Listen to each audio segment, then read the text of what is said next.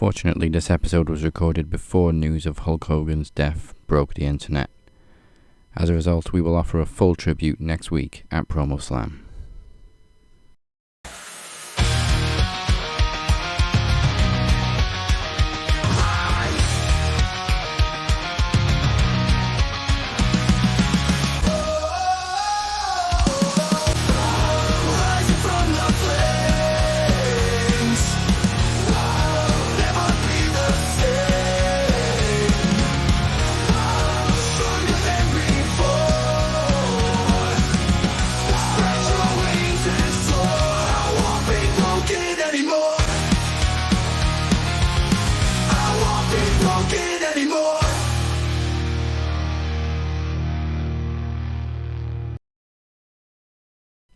Welcome to Max Wrestling. I am LFA. He is the captain, and we are joined by Beer once again. Gotta love it. And we are 1 week away from our next Max event. They're coming hot and heavy. This one is PromoSlams, which means we are this much closer to the real biggest party of the summer. But coming up tonight, we'll take a look at the phenomenal TNA Slammiversary, which has set up a tag match for Bound for Glory. So nostalgic, they should be running reruns of Keenan and Kel as well. Plus, with 1 week to go before PromoSlam, will we find out who is challenging Travesty for the Max World Championship? Curiosity is running, so make your new home, make Max Wrestling your new home for all things wrestling. All you got to do is tickle that like button and hit that subscribe button. For those who prefer the old-fashioned podcast, head on over to SoundCloud, Spotify, Apple Podcasts, whatever it is you get your podcast. And for a whole bunch of links and some cool pictures, head on over to the beautifully done website, maxwrestlingnet.weebly.com. The pictures, babe. And it goes without saying that we are dedicating this episode to the one and only godfather of heavy metal, that is Ozzy Osbourne, a pioneer of music, transcender of his craft, and will truly be missed by virtually everybody in the civilized world. Thank you to the Prince of fucking Darkness. Thank you, Ozzy.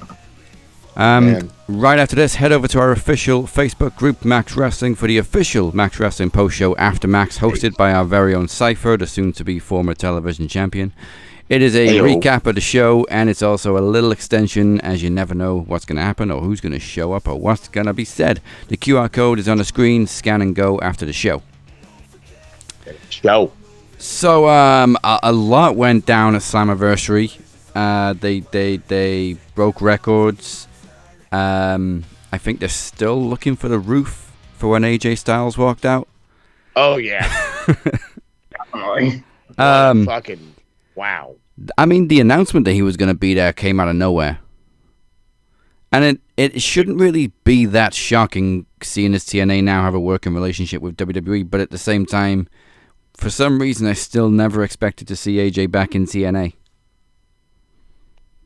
It was, It broke. I don't want to say it broke the internet, because maybe that's a bit of an extension saying that it broke the internet, but it was definitely a freaking a moment to remember. Seeing the I guess the teaser, if you will, where they just put the P1 on there, the phenomenal one, the old TNA shirt, and you were like, oh, watch it be a video, you know what I mean, or some other bullshit. And no, he showed up, and. Now, I didn't watch Slammiversary. I had to go back and watch it. I forgot who gave me the link. I think it was DC. And, again, had already seen the fucking clip, this whole whatever. It felt different watching it. Because, again, as you said perfectly, it was, you never expected AJ to be back in any capacity. Maybe, like I said, maybe a video. That's it. I'll send you a 40-second video. That's all I got. That's all I can do. You know what I mean? The E won't let me. But, no. He was there. Good working relationship now. Or I guess even better, I should say, especially if AJ could show up on TNA television or TNA pay-per-views. In the ring. In the ring. Now, with that, again, as much as I was like, fuck yeah, how far can we push this? How far can we push this? What AJ ain't doing nothing in the E. He ain't doing nothing. Why not? He's dressing up in Scooby-Doo costumes to try and catch Dominic Mysterio right now. yeah, all the hiding and shit. It's or his valet. Or his yeah, he was a valet. Then he was a janitor. Then he was a doctor. The janitor was my favorite. That was great. I mean, I would not be surprised if AJ has one last match at Bound for Glory. Why not? Give it Sounds Leon. great. Him and Leon Slater. Jesus Christ, I'll tear the house down. Oh, yeah. That could be match of the year. Speaking of Leon Slater, who is now the youngest X Division champion, so that would make sense. Youngest X Division champion in history versus the pioneer of the X Division. That would kind of be a passing of the torch moment. Yeah, and then some. Be a NXT guy, talk us through tricks at Slammiversary, because he disappeared from the match and then came back and stole one. I'll admit, I'm like with most other people. I was not happy with the outcome because it was the perfect time, the correct city to crown Mike Santana. But maybe it's like WWE power to say, no, keep the belt on Trick till Bound for Glory. No, because you want to build the story ready. And Mike Santana as like the hometown hero comes home, wins the title. I think the JC Jane win made sense. To have Marsha obviously now chasing again, and obviously there's big talks about Indy Hartwell could be in a chance to win the Knockouts title, which I wouldn't mind. And it's going to play into the story for the demise of Fatal Influence. So JC made sense, but Trick I was not happy with. I went, that's bullshit. Now, that ruined for me, which I thought was a fucking great pay-per-view. I mean, they must have long-term plans for Trick with TNA if they're keeping the belt on him. Maybe he'll lose it at Bound for Glory. Likely, but I thought it was the right moment for Mike Santana. It seemed like it. Crowd was uberly behind him.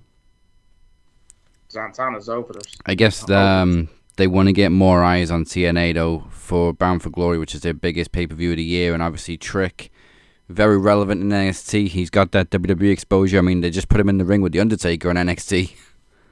Yeah, talk about making him bigger.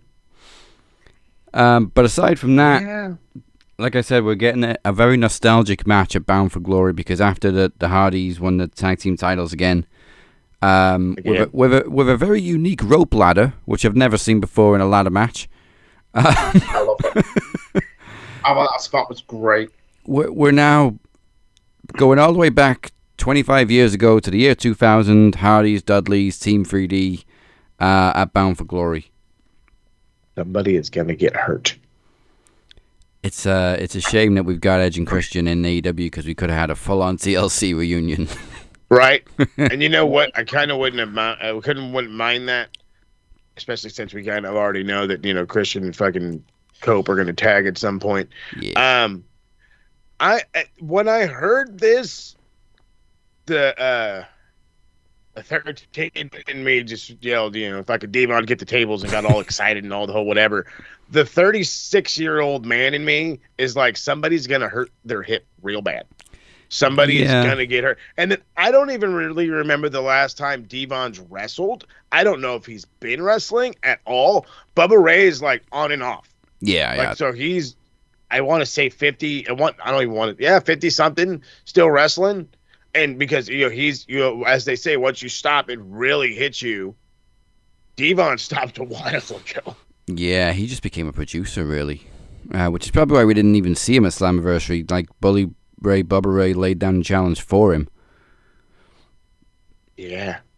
But, I was going to be Mike out, but I thought, no, it's got to be Devon. Yeah, looking forward. I'm sure they'll be able to take some bumps. Jeff showed at Slammiversary that he's still got some high-flying tricks up his sleeve. That's another guy. I'm tired of fucking jumping off a ship or whatever. Jeff, you're 60. Get off the ladder. Yeah, relax. You know, he's going to be the dude. No, he's Christmas lights and getting falls off. How old is he? 48? He can fucking jump off a ladder like nothing. 38. Why did I say 40? Yeah, 48. I was going to say, Jesus. 40. So, yeah. Other than that, he's old. It's... Wait, do we have anything between Slammiversary and Bound for Glory? Because Bound for Glory is October, right? Yes, it's October. Damn. I think Resurgence is in August, but I don't think there's a proper schedule. I know Resurgence is in August. It's weird how they go in from Slammiversary straight to Bound for Glory to book matches. Mm-hmm. A Victory Road. There's Emergence, then Victory Road, then Bound for Glory. Are they like actual pay-per-views or like TNA Plus specials? I think it's an exclusive event. It's an exclusive event. Saying that though, they have started doing them live. That's true. So they're kind of like pay-per-views. You just don't have to pay for them. Yes. Which is even better. Yeah. All right then. Moving on from that. I don't know how to warn people about this, but it kind of makes sense because obviously we're celebrating the life of the Prince of Darkness, Ozzy Osbourne. So now we're going to have an appearance from somebody very similar in Max Wrestling terms. She is the twisted conscience of Max Wrestling. She is the queen of the underworld of Max Wrestling. She's now also part of the c.w.o. And I think she's more dangerous than ever. We're about to hear from the Demoness. Goosebumps.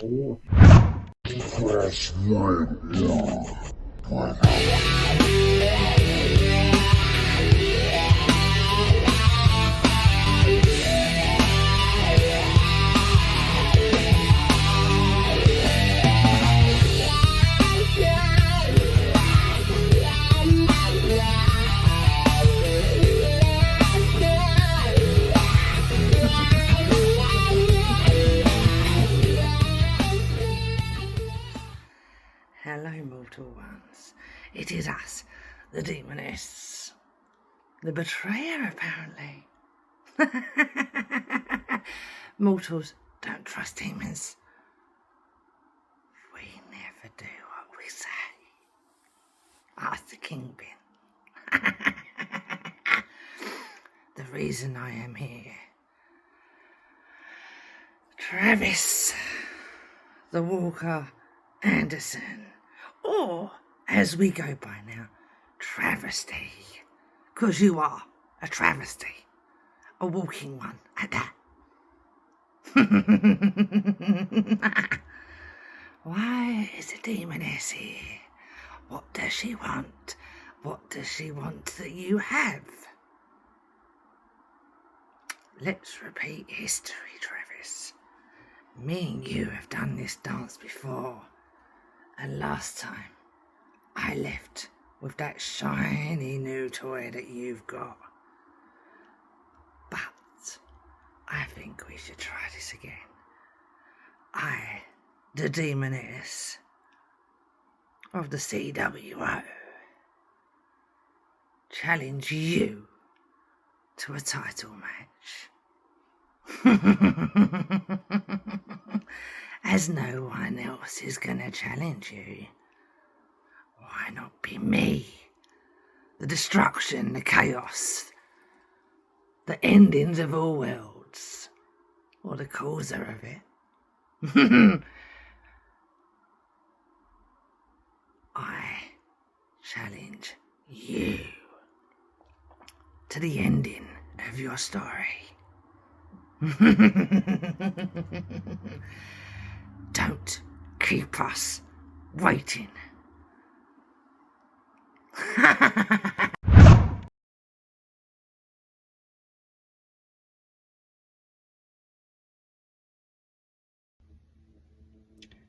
My music taste was defined very early on by the late great Ozzy Osbourne.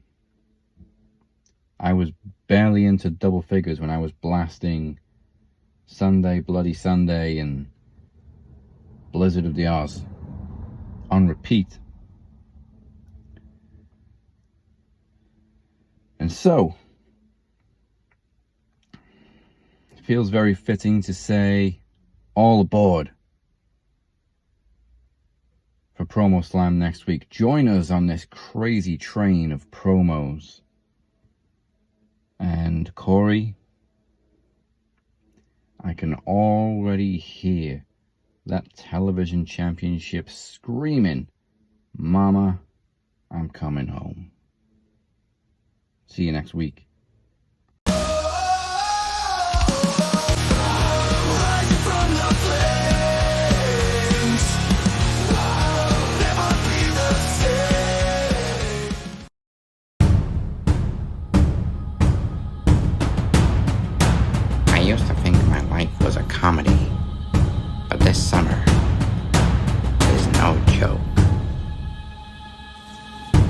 Wrestling presents PromoSlam, July 31st on YouTube.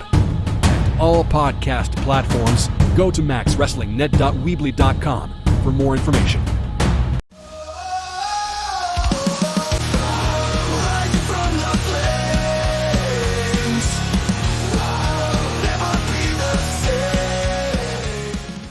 Welcome back to Max Wrestling. I am the captain. He is El Jefe. Speak his name and he appears. Once again, make sure you like and subscribe it on YouTube. Follow us on all podcast platforms and make sure you also visit maxwrestlingnet.weebly.com. So, we just heard from the Demoness, and I didn't see that one come in. But before we delve even further into PromoSlam, let's quickly slide into Raw. Because we glossed over it in the first part because we were too busy talking about Slammiversary. But Raw was pretty good. Like we mentioned AJ Styles, he was running around in Scooby-Doo costumes all night trying to get Dominic Mysterio to go to the doctor to get cleared. Adam Pearce was doing the same. I'm going to raise my voice if I have to come back to you again. Just Dominic being a naughty boy all night. Don't want to go to the doctor. No. And Finn just wanted lollipops. Finn's a simple man. Yeah. Man. PS5 and lollipops. That's all you need. That's it. I didn't expect a tag team title change between the women because I'm fully expecting Alexa and Charlotte to take that at SummerSlam. And I hate the fact that they're making us like Charlotte. It feels like an inevitability at this point. But also, I'm struggling to understand what's going on with Bayley and Roxanne Perez because are they trying to turn Bayley heel now? Why now? Because you would assume that Lyra was going to beat Becky at SummerSlam to close the feud off. Yeah.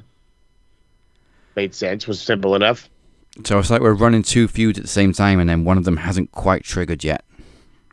But there was a lot of tension between Bayley and Lyra, and it seemed kind of unnecessary because, yeah, they faced each other week before. But Bayley had a point. They were supposed to team at WrestleMania, so what's the problem? I don't quite get the animosity. Right, my talk? I want to come up with like a shitty, very typical WWE answer just because I don't know. I can't even come up with like a fake. Like I'm really trying to come up with something just out of hilarity, and I can't. I don't. We just seem to want to recycle shit or have. I don't get it. Yeah. I'm lost. It's like they have no idea what to do with Bayley. They had that same notion with Becky for the first 6 weeks of her return. So I think long term they knew they were going to do this long feud with Lyra, but yeah.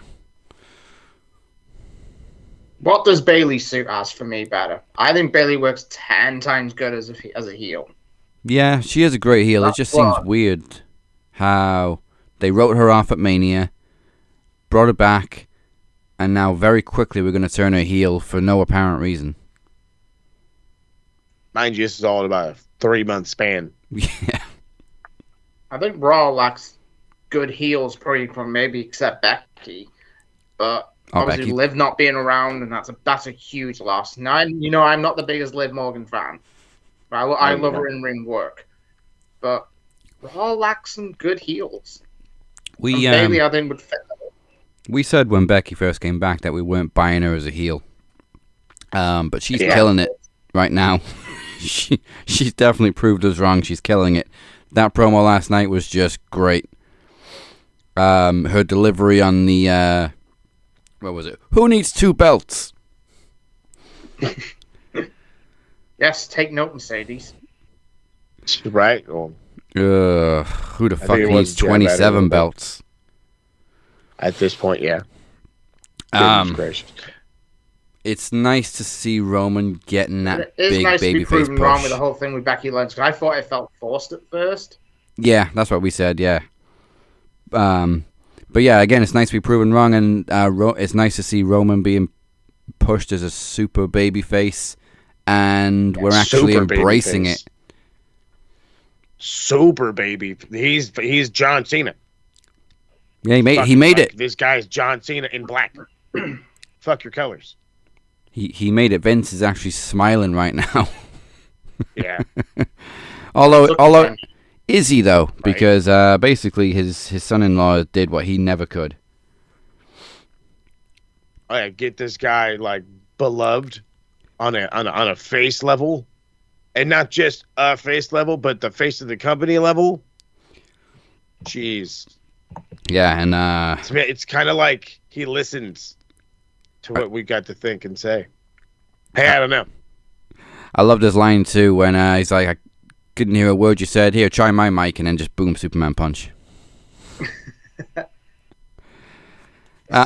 He's witty. Yeah, I'm actually I'm looking forward to the tag match at SummerSlam. It's a shame that we're not getting Seth, but they've come together with this. I guess it's a contingency plan right away. The Punk and Gunther promo felt like it was cut short. Because Punk did his thing, Gunther comes out, pretty much just tells him to go fuck himself, and then immediately leaves the ring. And it just felt like, well, what was the point in that?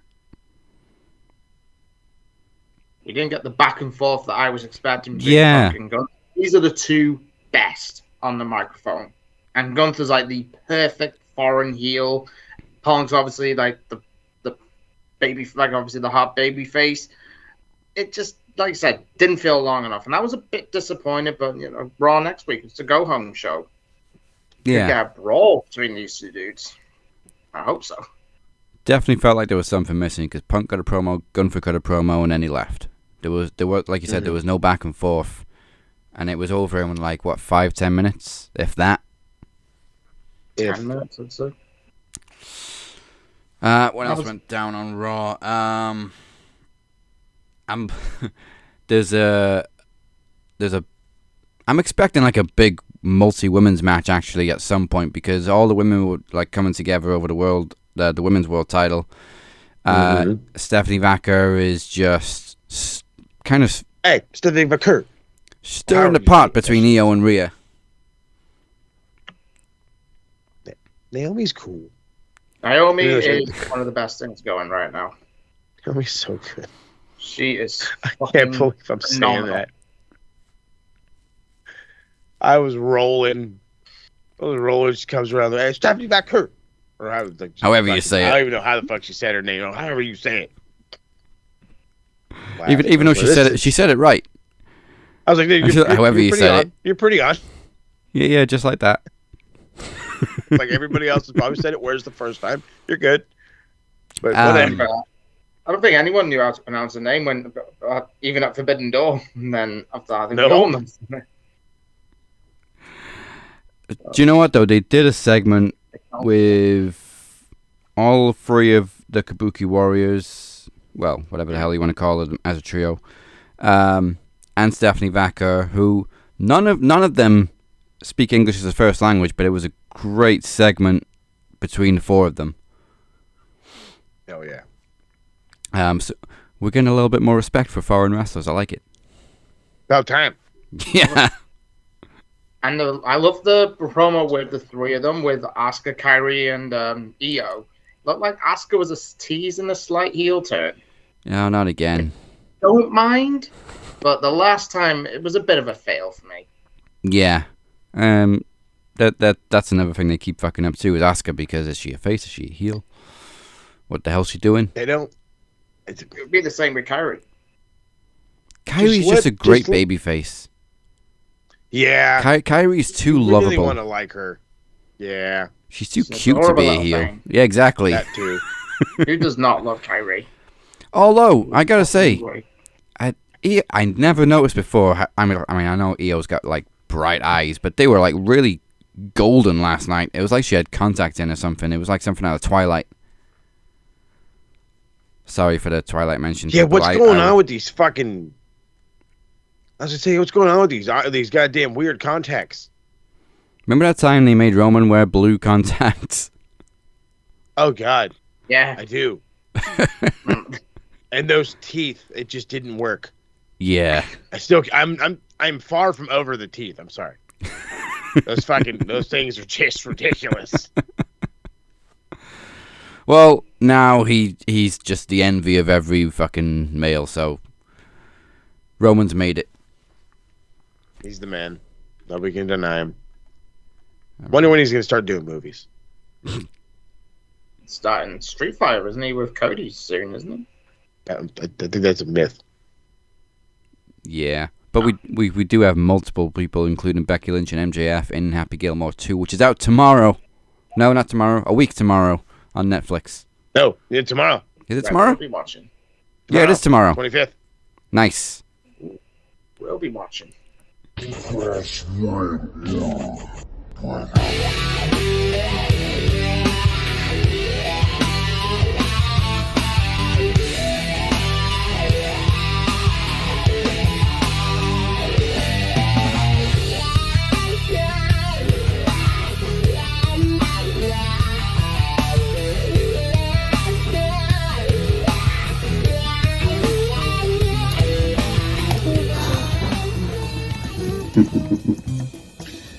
You people know who I am, but you don't know why I'm here. In case you forgot, I'm the Statman, and I'm here at the c.W.o headquarters. I've been crunching some numbers, running models, double checking the variants, and what do I find?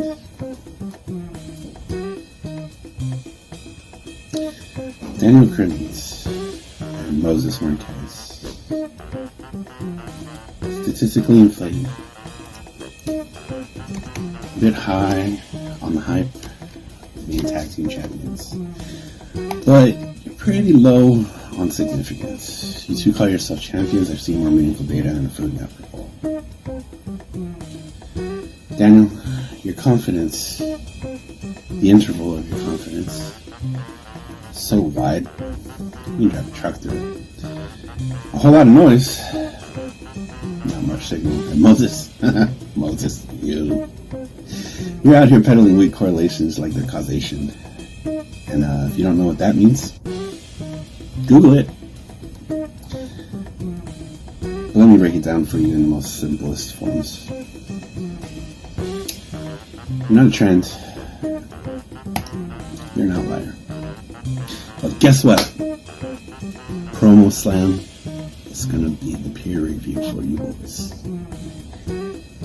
Me? I'm the statistician that's about to validate your entire sorry reign. You guys thought you did something a couple weeks ago? Please. See, but if you don't get what I'm saying by this point, the c.w.o wants those titles. We're running bootstraps on pain, graphing out dominance, and building a model called champions. Just as the Kingpin. Now a word from my partner. Oh, God damn it, Statman. I was just getting ready to go to bed. But, you're right. Hey, wait a minute. Where the fuck is my cool fucking music? Anyway. As I was saying, you're right, brother. Daniel Crimmins, the straight shooter, and Moses Marquez, host of Max fucking Wrestling, brother. They thought that they were gonna just win the tag team titles from the captain, Dazzy Lee, and from the Demoness, who's a part of the c.w.o, brother. And they thought that it was all gonna be over from there. But what they didn't anticipate, brother, is that the Demoness is a part of the most amazing faction that's ever been built, brother. A faction that has a man like me in it. And last time I checked, brother, I was the whole damn show. Oh yeah, brother. Oh yeah. Yeah, even in a robe, brother, I'm busting through. That's right, bitch. So listen up, you two jabronis. We want those fucking belts. They belong to us, brother. The Demoness was never given her rematch. she's gonna be a little bit busy for PromoSlam. But me and the Statman, brother, we're wide fucking open, brother. And we're coming for those belts. And if you're not two big, giant vaginas, then you won't turn down this invitation, will you? So I guess the real question is, what you gonna do, brothers? I suggest you show up at PromoSlam. Bring our fucking belts, because they're coming home with the c.W.o. Oh yeah, brother. Oh yeah. Say hello to your statistically significant new tag team champions. One time, AT. So polish those belts, boys. And pray that your margin of error is really, really small. Get ready, because at PromoSlam, the p-value, it's hard. And the bad guys make history. All right, our next Max event, PromoSlam, is next week, July 31st. It features predictions for this year's two-night SummerSlam and also comes complete with a whole bunch of trivia and promo action. And Daniel Crimmins is awake and is looking to take a piece of the former North Carolina champion Chris Reed. It's a no-holds-barred promo exhibition. Last week, the Cap issued a challenge. The Knowledge Championship is on the line as he challenges Ted P. De Niro. Can the Cap become a two-time Knowledge Champion, or will Ted P. De Niro defeat a second dragon in a row? Yeah. The World Championship is on the line. Dragon Club are now banned from challenging for it, so rest assured we will be cheering for every challenger from here on in. But we didn't expect this one, as we heard just a little while ago. Travesty will defend his title next week at PromoSlam against the Demoness. It is the Sisters of Minimal Damage versus the Shadow of the c.W.o. All eyes on that one. And it is winner take all for this one. TV rules. Both titles are on the line in the unification match. The Welsh champion, the Captain, versus the television champion, Cypher. Bringing the baby home. And this just in moments ago, the challenge has been laid down from the c.w.o's A.T. Rustler and Robert Davis to DC and Mo for the Max Tag Team Championships. It is, in many ways, an RWT TSK Civil War. Oh, God. Not the days of the Civil War. Anyway, let's talk about some fun stuff. Let's go check out this theme song for PromoSlam, which is called Plot Twist. It comes from the Cap's brand new fourth album, World's End, which releases everywhere next Friday, August the 1st. You can catch all of Captain's Revenge music right now on Spotify, Apple Music, YouTube, Amazon Music, and anywhere else you can stream music. Get to clicking and check it out now. You can do it. All right, then. Let's find out what happened last night on Dynamite.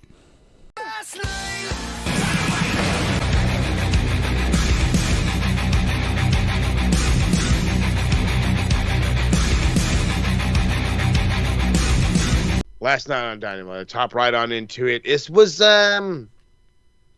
kind of a weird episode. I didn't hate it, but I also didn't really love it. It started out with Renee in the back talking with Hangman. There was something about Wheeler Yuta, the whole Death Riders attacking. It was about Colt Cabana getting attacked, saying that he wanted to get revenge on him. MJF walks in, calls him Seabiscuit, says, if you're not going to use that contract, you're not getting a match for me. This whole hot blah, blah, blah.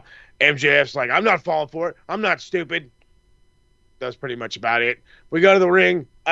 Wheeler Yuta jumps Hangman, and it doesn't mean shit. Doesn't mean a damn thing. He absolutely destroys this man. This is how you're supposed to do your world champion. Okay? This is how you do your world champion. You go out there, you kill a fucking Jahoob, even though he's in a faction that gives a damn, and you get him out of the way. Hangman with a dub.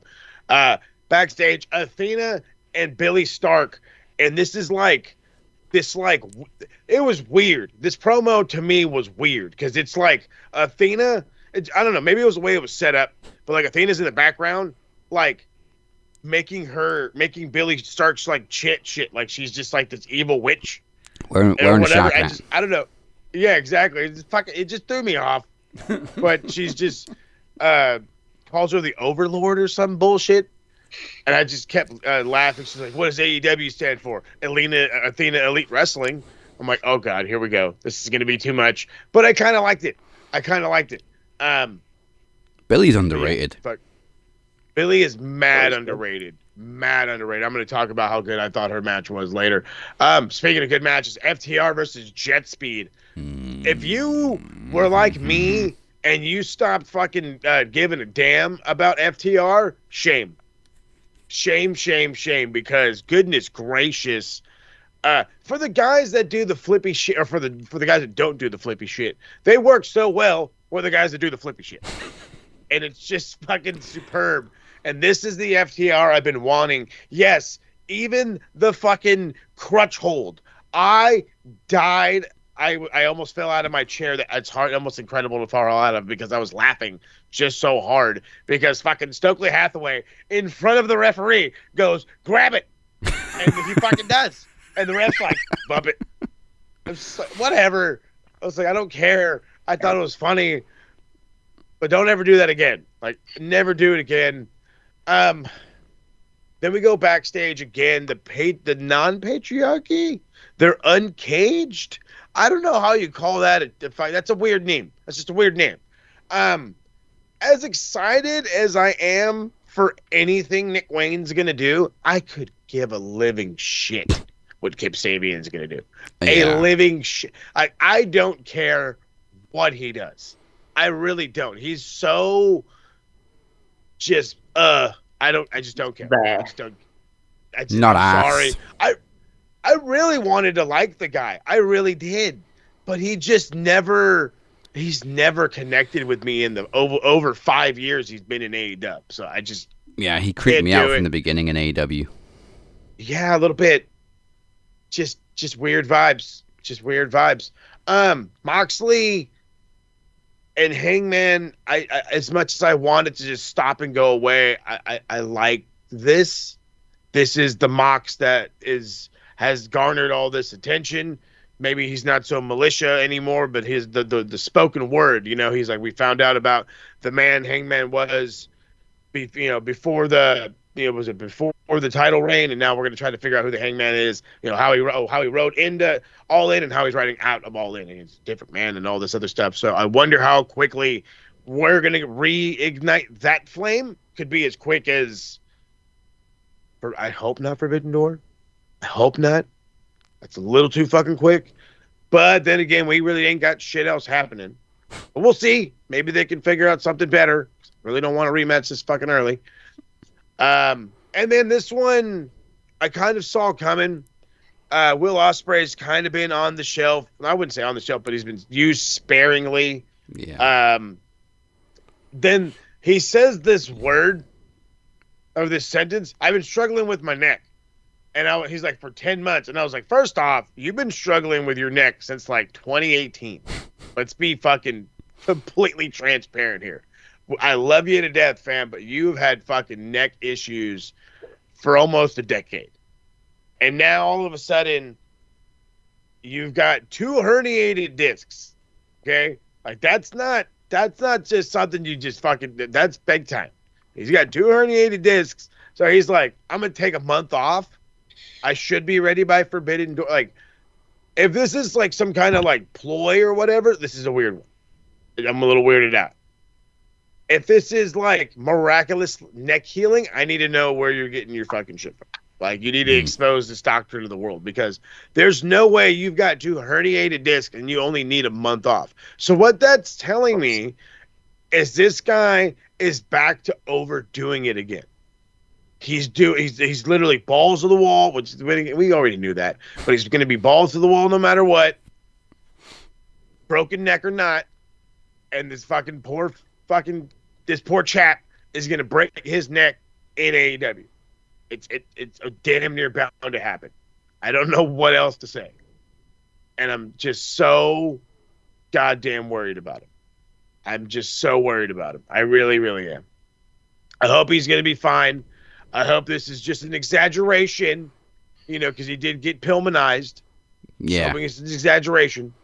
So, but in all dead ass, I'm a little worried. He did look like unhealthy in his face and stuff. Yeah, that's why I'm worried. It just it fit the bill, if you will, and I don't like it. I don't like it. I do like this. Renee Paquette backstage talking to Willow Nightingale. I talk to Willow Nightingale all day long for all I give a shit. She is my everything. We love Willow. Talks about Chris Statlander and the Death Riders. Brings up what she called her, Techie or something like that. She called her Techie. She's like, if your spider senses are tingling, you can find me in the ring. I kind of actually really enjoy that one. Oh, I totally fucking missed over glossed over after the FTR match. So after the FTR Jet Speed match, Adam Copeland comes out, and Copeland's out there, and he's like halfway down the ramp, and Stokely's yelling on the mic for cut his goddamn music, cut goddamn Cope's music, and they're like, no, fuck you, and it plays for like another 10 seconds, and then he yells, cut it now. Okay, so they finally cut it. The people are singing. They were just waiting for the right part so the people could sing. And Stokely tells Cope, like, hey, you can't be out here. You can't touch these guys. You're right. I inquired. I made a business deal with some people that like to hurt people. And out come the Hurt Syndicate, who, in full gear, go out there. And right after the FTR had a match with Jet Speed, they're getting their ass beat. They separate or whatever. It kind of goes their own way. Copeland tries to fucking kill Stokely with a spear, but poor just rando dude eats it instead. Just fucking absolutely eats it. It was ridiculous. Then we got but that leads to this part right here. So I guess from rewinding now, we're back to the regular part. MJF or Renee Paquette's in the back with the Hurt Syndicate. They're just kind of talking about their partnership with Cope. And literally, as soon as she walks out, you can hear fucking MJF from across the room. Yeah, what's going on with that? Oh, we're just fucking cool with Cope all of a sudden? And just like not mic'd up. He's super loud. I'm laughing my ass off. And Shelton Benjamin respectfully tells Renee, hey, would you mind giving us the room? Yeah, sure. Fucking MVP walks over, grabs the belt right off of fucking big-ass Bobby Lashley, and he just get old-fashioned locker bully, just high school bullied into a locker. He's just like, he's like, we're in the business of hurting people. He's like, we made a business decision. As far as I'm concerned, I want you out of the Hurt Syndicate. He fucking does the thumbs down, and I've never been so intimidated by a thumbs down in my whole life. But that shit was awesome. So we took all this build to get MJF into the Hurt Syndicate, and now we're getting ready to get rid of them because they desperately need the Hurt Syndicate to be baby faces. Which I get and I understand. Then why did we let MJF join in the first place? Yeah, what was the point? I know we need to do something with him, but what was the point? Seriously. I mean, if you needed him to have people behind him, look at Ricochet right now with the fucking Gates Agony. These guys look great all of a sudden, even though they're barely putting them on television. But looks like a good fucking group right there. You could have did that with anybody, with a Private Party or whatever, for fuck's sake. I don't know why Private Party works so well, but it does. MJF doesn't really work with factions. I mean, Inner Circle was good, but then it folded pretty quickly after with MJF. And whatever happened to the Pinnacle? That had so much promise. Shit. When they broke him away from Wardlow. And Wardlow, too. Yeah. Maybe that's what needs to come Wardlow. Back. We do. We actually do. That big bastard back. Please and hurry up. Timeless Tony Storm, Billy Stark's the title eliminator. Got a little bit of knowledge in this match, I'll tell you that much. Athena's watching from the balcony at first. Match is going on. Really good match, by the way. I did not expect such a good showing from Billy Stark. Shows you how much I was paying attention.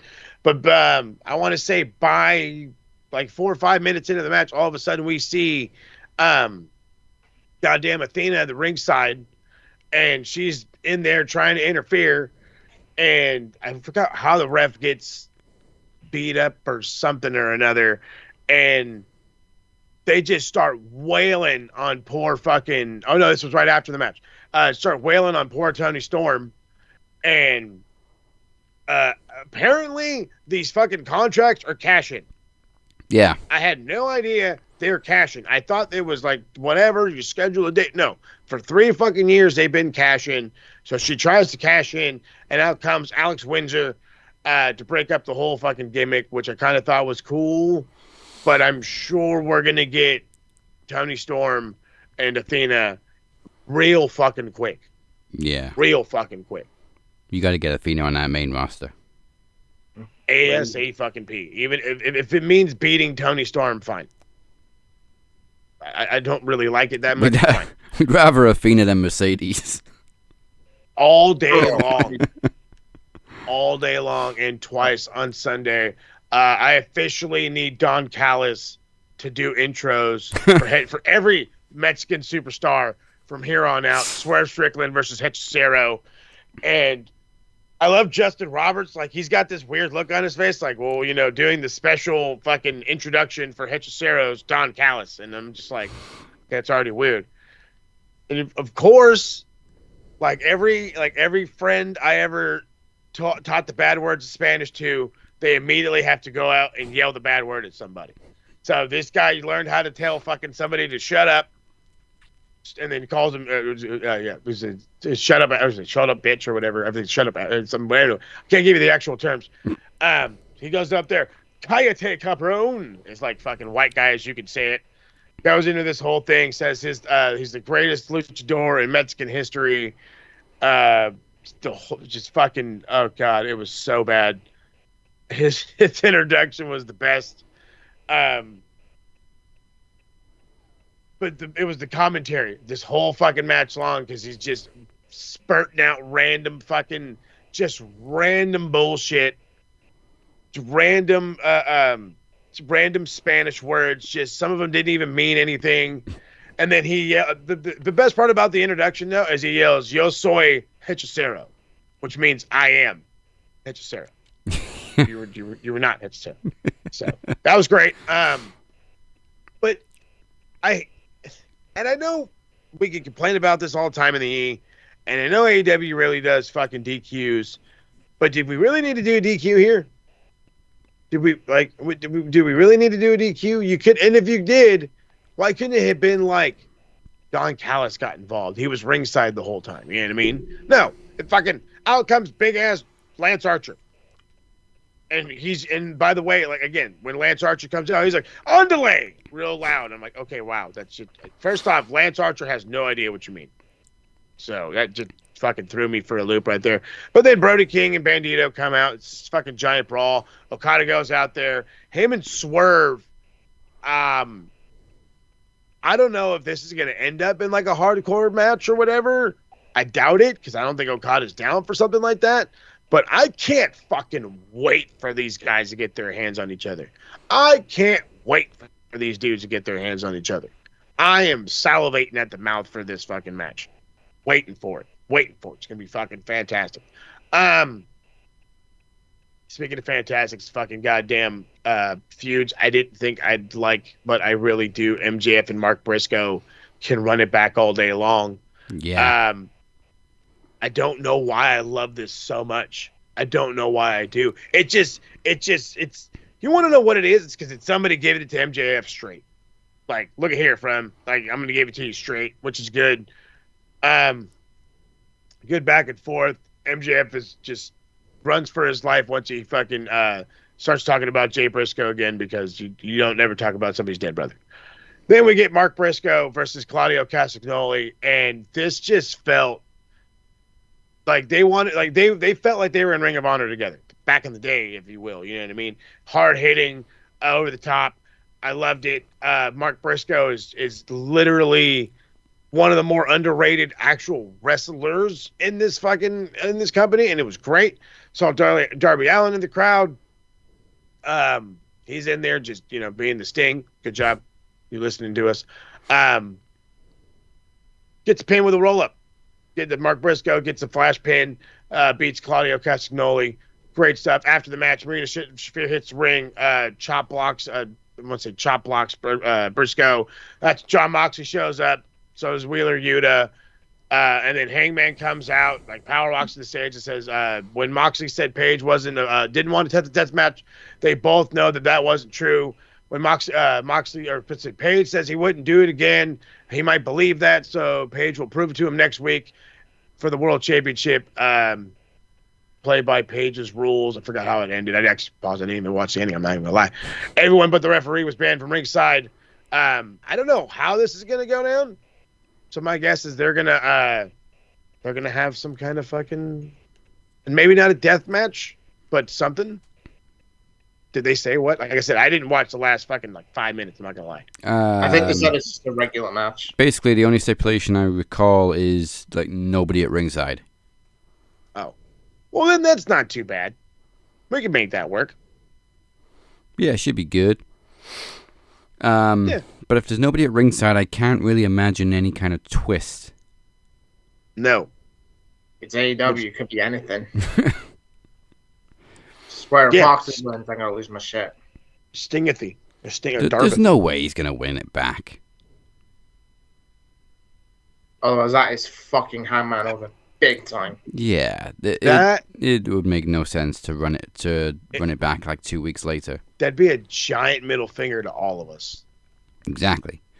Especially when Hangman went out there and cut another promo and he's getting these big babyface pops. And even Will Ospreay mentioned, I played my part in getting that belt back and we did it. It would all be for nothing if it went back to Mox next week. So, yeah. I'm not nervous. I'm just suspicious as to what kind of trick they're going to pull on us. Or is it just going to be clean, straight down the middle, no interference, and that's it? Just give me that. I can't see it being clean. I'll be shocked. Right? I don't think it's going to be a clean finish. Well, the only thing I can come up with is there's a clean finish, no interference, and then as soon as the bell rings, out comes MJF to cash in. I know he said he didn't want to use the contract and he wants to get a match booked, but this is MJF. You can't trust a word he says. This is true. This is so true. Because I think Hangman is better when he's chasing. So if you take this title off him, don't give it back to Mox. But if you put it on MJF and then you got Hangman chasing it again, and this time he's not out to save AEW or save the belt, he's literally just out for revenge against MJF to get his belt back. Yeah. I kind of don't mind the cash-in idea.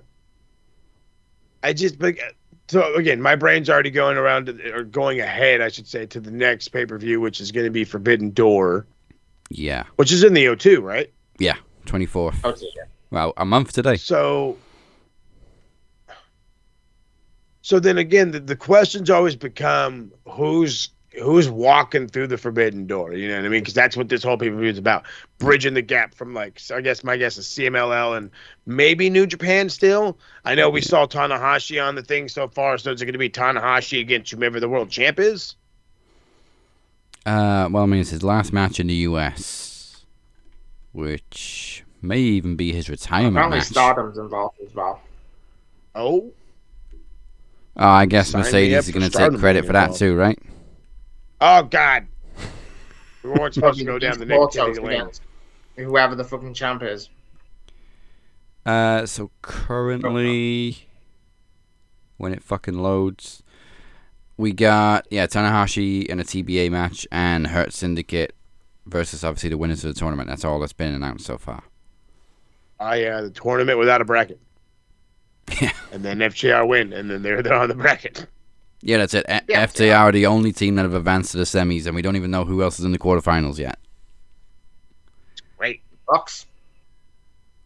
Yeah, the Bucks. Please, no. I'm down. Please, God, no. I don't care who it is. Just keep the titles on the Hurt Syndicate and turn them face. And give All us they're doing on that part. And give us some merch, because they were over as fuck as a Hurt Business, and everybody wanted those nice black and gold t-shirts.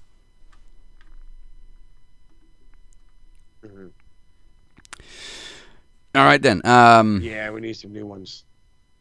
We don't really have all that to cover this week, so that's pretty much it. But we do still have time for a couple of boards because we got two of them. One is nice, one is not so nice, but we always check them twice. It is time for the Bell End board. Naughty, naughty boys. The hell's a bellend? A bellend? You're a bellend, mate. Look, bellend 1, bellend 2, big veiny bellend over here. Alright, what goddamn Chris send me again? Or send us again? We always got something from Chris.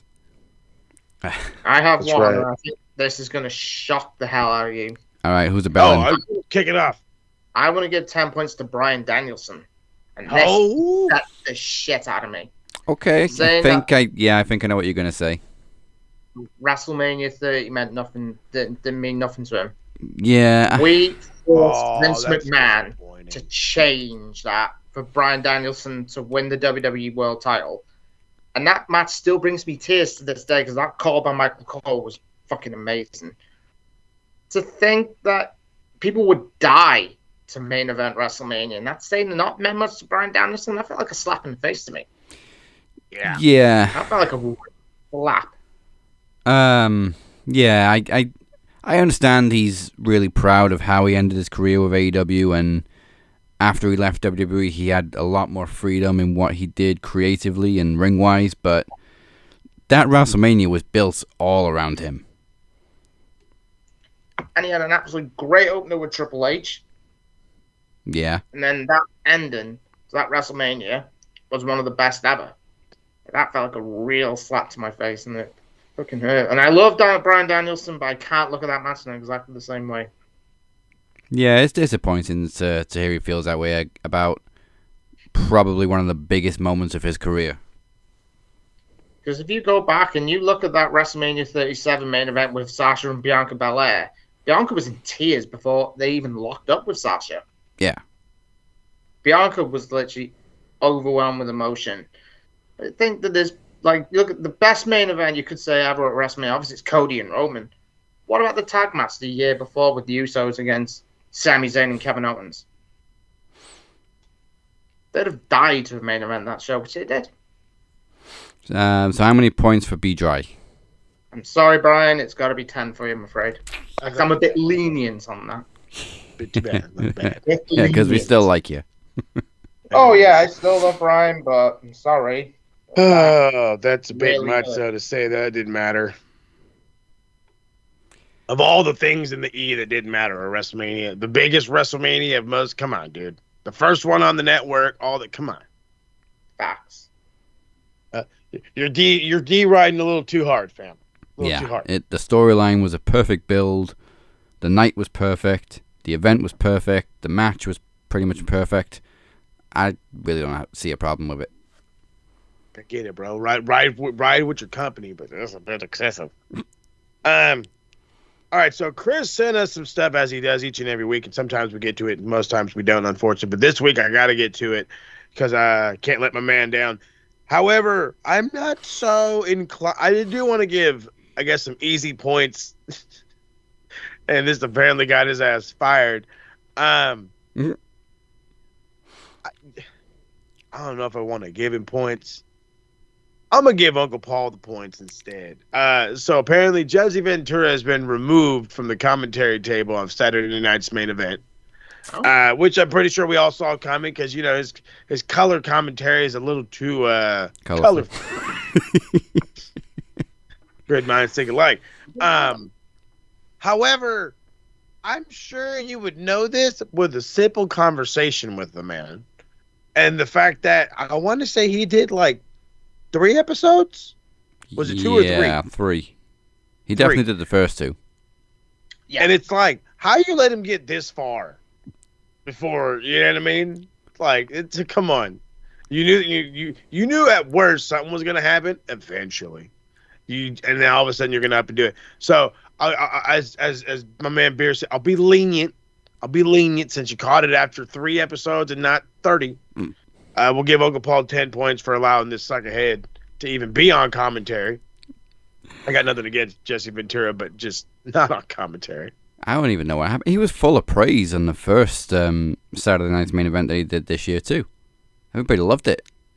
So apparently then- his biggest thing was he after a finish of a Damian Priest match, he's like, "What kind of BS is this?"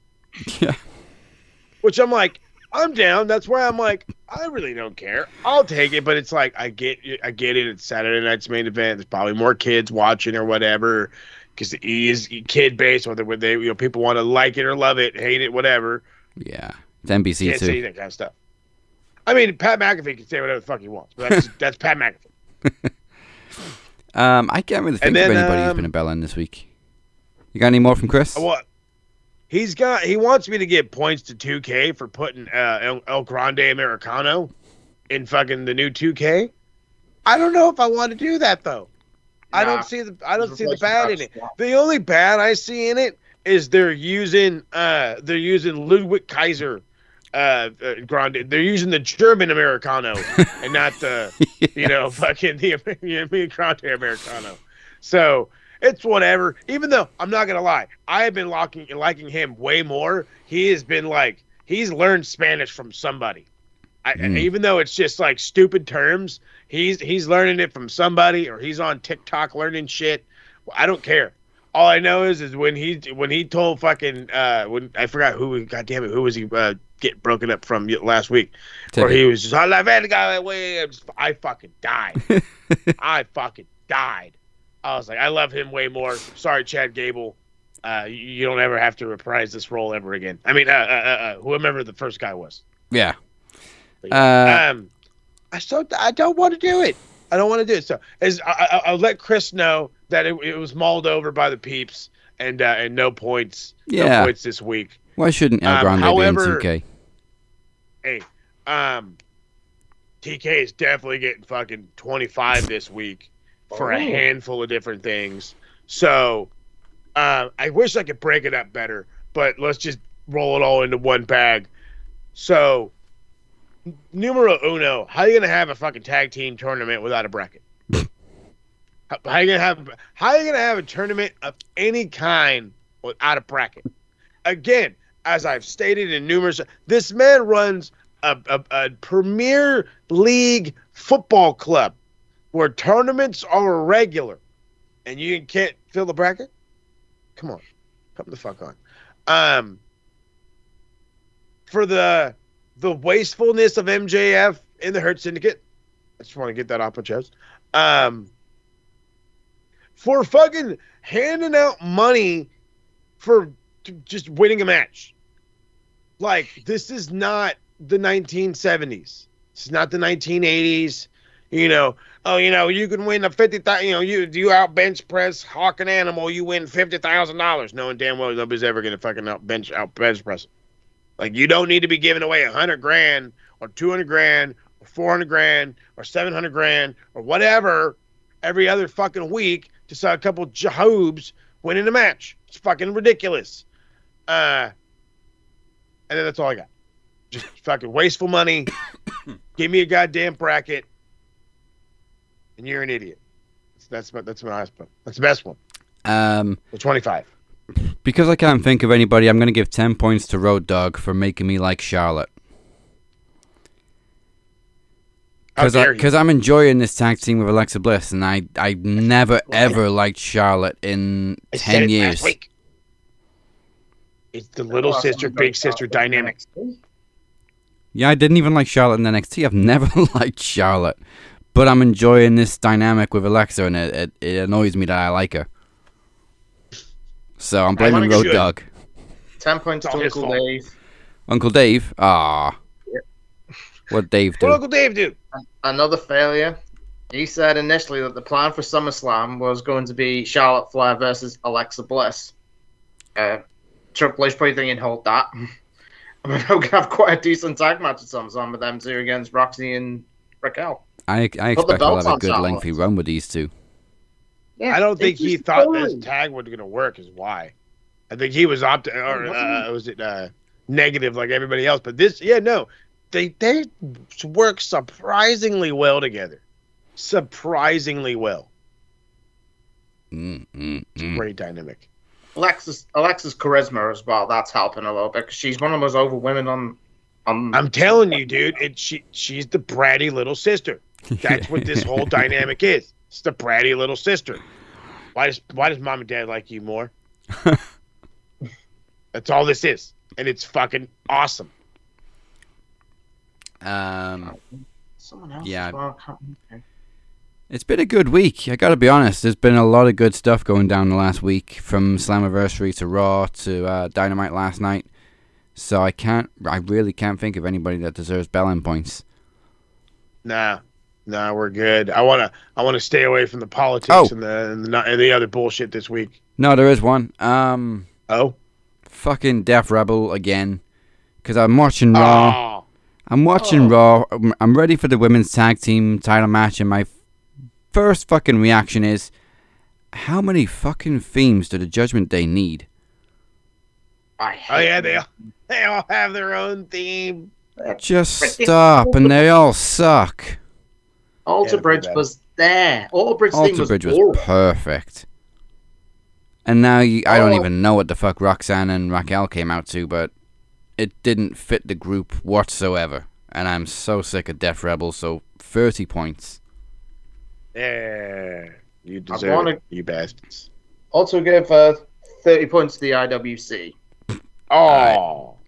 Bunch people thinking that Trick Williams was buried on Tuesday. By Taker? How? No, he wasn't. What happened to the last person that the Undertaker chokeslammed on NXT? He isn't done bad. Oh, okay, so hold on. If we're gonna bring this up, I have to do it. I don't remember her name. Denise Delcedo? Yeah, I know what you mean. Delcedo, yeah. Okay, so she's doing this watch along of fucking Trick and Taker, and Taker is talking like Taker does. What was his fucking line? He said, "You bit off a little more ass than you can chew, trying to mess with an OG." I think that's what he said, and I understood that 100%. He's like, you bit off more than you can chew. You're fucking with an old head. You're fucking with an older guy, somebody who's a veteran, and you think you can hang. Your eyes are bigger than your stomach. You bit off more than you can chew. It's a fucking basic ass analogy. What is he talking about? And bitch, you get paid to talk for wrestling? Like, that irked the shit out of me. And then something, I forgot what other line he gave, and she was just lost as fuck too. She's like, I don't know, I understand why he chokeslammed him. I'm like, because Taker sees this as an up and coming kid, and he's gonna put him in his fucking place. Game recognizes game, but then game remembers, I'm up here on my game and you down here. Respect the levels. So he got put in his place. That's as simple as it was. It's as basic as fucking the bread and butter. I don't know it just irks the shit out of me. Some of these people that get paid to talk about wrestling, and you can't get simple fucking analogies. So Denise Delcedo, you've interviewed, or you've been on with Paul Walker's interviewed you, not Paul Walker, pause. Paul Morales has worked with you at some point or whatever have you. Shout out to the big homie, Paul, whatever, the fucking Undertaker of RWT. But girl, you need to stop it. 25. That's How do you not know fucking just basic lingo? Did she watch the show the week before? Oh, she religiously watches it. Yeah, I've seen her all over the place. Yeah, but for somebody that watches religiously, you'd think you'd get something. Yeah. You'd think it'd click in here. Especially the way Undertaker talks. He's been talking like that for years. Decades. Funny thing though, little factoid. The IWC are now on 205 points. Holy shit. 205 left. Yeah. And Tony Khan's the only one that's not on a round number. Everybody else is on 0 or 5 at the end. TK's on 351. I think we gave him like an uneven number for the amount of matches he booked or something. I like that. That's what he gets what he deserves.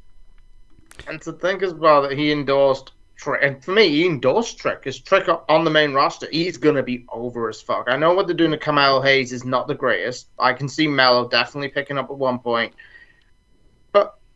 The guys he's endorsed Ober freaking Femi. Yeah. Ober Femi's killing it. For me, superstar of the year. He's not had one bad match. Yeah, that guy's awesome. And Javon Evans likely to win the NXT title. Yeah. For me, at Heatwave and Ober's You know getting what? called up to the roster. Javon is that good. He fucked up and still got Randy Orton's respect. Right? Yeah, that spot was mental. Like, look what happened to Kofi. Maybe it's just Randy Orton's matured, but look what happened to Kofi. Right? Yeah, stupid. Oh, yeah. That was quite funny, too, bro. All right, well, like I said, it hasn't been a very bell-endy week, so let's go to the other board and put some points on the bruv board. Bruv.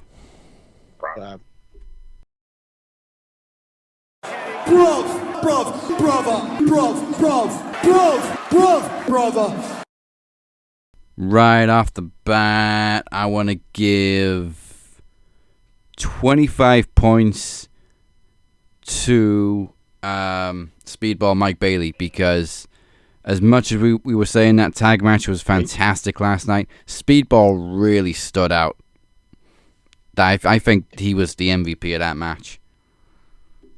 Oh, God, this guy will be beloved on everybody's television before you fucking know it. God, I love him, Speedball Mike Bailey.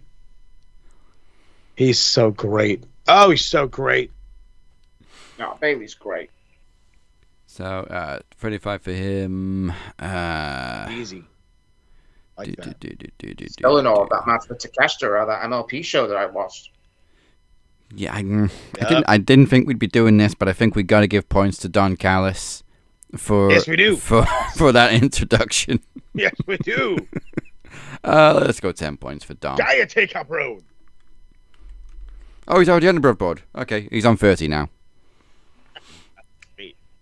I'm gonna give more points to AJ Styles too, because his cosplay game was great on Raw. What a pop. 10 points to AJ. No, I get 15. 15. There it is.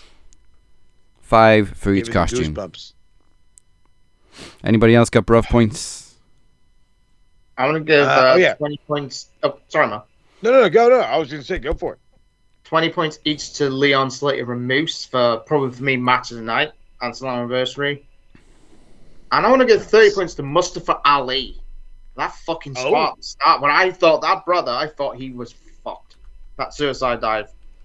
Ali, you brilliant. I want to get 10. Add 10 for Cedric. Was that when nobody caught him? No, that was a dive.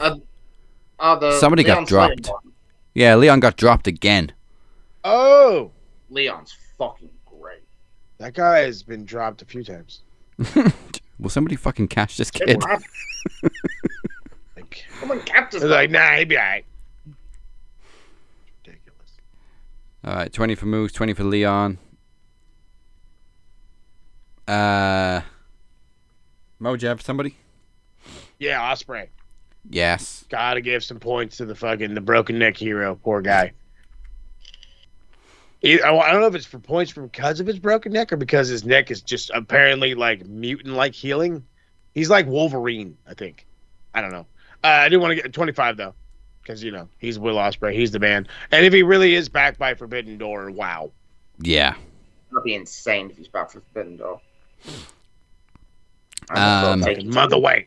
10 points to Braun Breaker, because he cut a great promo on Roman and really held his own face-to-face with Roman Reigns, which is not an easy task to do. This fucking guy rattled him. And fucking Roman Reigns is on fucking TikTok talking about it. and to make matters worse, my fucking feed on TikTok is so goddamn corrupted. I'm like, oh, fucking Roman, he's mad about what he said. Oh, whatever. And then I flip it, and it's Braun Breaker going fishing. I'm like, he doesn't give a shit about you, fool. He don't give a shit about you. And you're over here in the gym. Goddamn Braun Breaker, I'm going to show him. And he's like, I caught a fish. It's fucking great. I fucking love this guy. You know what? I'm gonna do a random celebrity point on the bruv board. We mentioned how Jennifer Love Hewitt has aged like fine wine last week. I watched the new I Know What You Did Last Summer last night, and she killed it. So 10 points to JLH. I haven't seen that yet. As we It's used to good. call her back in the day, Jennifer Love, huge tits.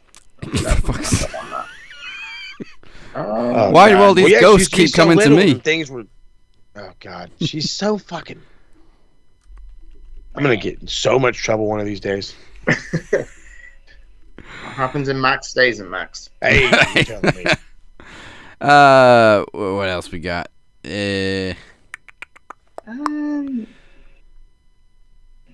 Dom. I think that's Dom. 10 points to Dom for not wanting to go to the doctor. He's the everyman. He's the Hey, everyman. he was I'm so not. I funny feel on fine. Raw. I'm not going to the doctor. Yeah. I don't want to go to the doctor. No, I'll go later. It's fine. It's fine. And then when you're on your deathbed, how come you didn't go? What? I'm going to give 20 points to Blake Monroe, aka Mariah May, for that entrance. Oh. Dang. They're I going to was get me in trouble. Even though I don't tend to like calling her Blake Monroe, but she's always going to be Mariah May no matter what. Yeah, that is her name now. Mm-hmm. I loved her entrance. I do think it fits, though. It does. But you don't want it to. It does. You know what? I'm going to give 10 points to Athena for wearing a stupid shark fin hat and still being a badass. Thank you. Fucking awesome. That fucking hat's awesome. Like I said, she's all like, it looked like she was like a witch. Like she's going back telling her fucking Billy what to say and shit, and it's all with her damn shark hat. Also 10 to Becky because she looked great on Raw and she cut another great promo. Solid promo. Getting back to form. I've got one to finish it with, but if anybody else has got someone to throw in first. I've got 20 points to Lara Valkyria again because her work since becoming the Intercontinental Champ this year, she's for me been fantastic. Yeah. Her ring work, I've seen it since NXT UK. She is fucking great. I'm loving her work right now. I'm keeping Corey happy as well, by the way. Hey, there it is. And we have to give our 10 points to Rhea Ripley for being Yeah. mommy. That's right. I was about to say the weekly 10. She wasn't on Raw, was she? We got to keep mommy happy. Did I miss Rhea? Was she on Raw? Otherwise, we are making everyone upset. Hey, I don't want to upset her. Was Rhea on Raw? Yes, she had another Attitude Era pop again. How the fuck did I When miss the that? Secret Havis attacked Io and Stephanie. I must have left the room. But yeah, 10 weekly points to Rhea Ripley. And then finally, I'm going to finish it off with a nice, round, perfect 666 points to the late, great Ozzy. Hey, the best. That's right there. That's the best. Here you go. I thought that was going to make a nice round number, but he's already on the board of 100 points, so he's now on 760. Okay, you know what? I'll give 566 points to Ozzy, so now he's on 666. You're welcome, Ozzy. We can do math. All right, so that wraps it up, and that is it. Thank you for joining us. We appreciate you all. Before we close this up, let's find out what's in store for the TSK with Click Talk.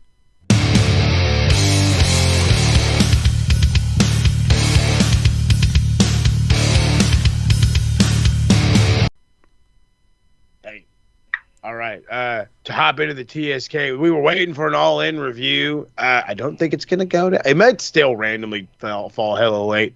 The boys got busy. Life got in the way. Rob's daughter's in town. Plus the c.W.o, you know, it's fucking... A little mesh problems right now, if you know what I'm saying. Little mesh problems. But don't trip, tater trip. We will be back at some point. I'm pretty sure we're going to try...